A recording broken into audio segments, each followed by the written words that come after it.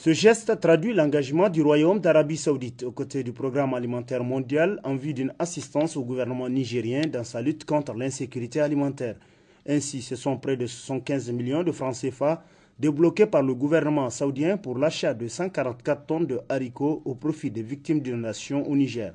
Occasion pour le diplomate saoudien de louer les actions menées par le PAM afin de combattre la faim dans le monde tout en justifiant le choix de cette céréale pour ce don.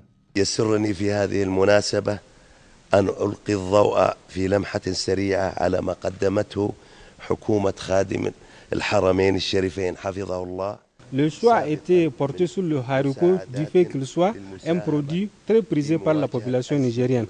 Nous avons insisté à veiller à ce que ces vivres parviennent aux plus nécessiteux de populations des régions du Niger les plus affectées. Nous fondons espoir que cette aide octroyée par le gouvernement du Royaume d'Arabie Saoudite puisse parvenir dans le meilleur délai aux populations nécessiteuses du Niger.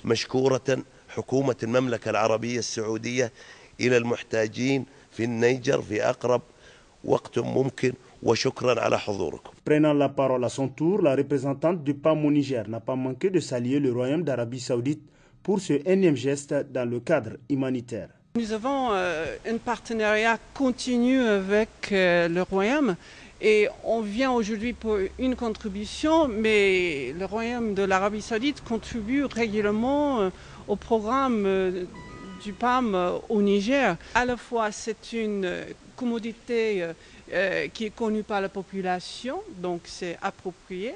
Et puis deuxièmement, c'est une stimulation au marché local, à la production. Et on sait que ça, c'est la priorité du gouvernement.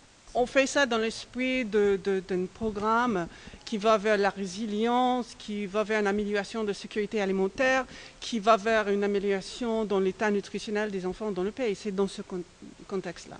À noter que cette cérémonie s'est déroulée en présence d'un représentant du gouvernement nigérien.